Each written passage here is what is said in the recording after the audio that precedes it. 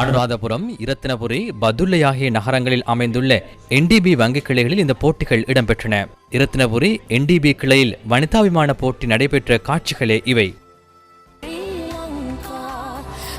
Anuradhapura NDB வங்கியிலும் இந்த போட்டி நடைபெற்றது.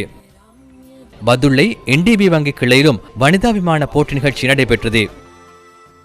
இதன்போது போட்டியாளர்களின் திறமைகளை தெபானம ஒளிபரப்பு மத்திய நிலையத்தினூடாக இணைய வழியில் மாகாண நடுவர்கள் மதிப்பிட்டனர்.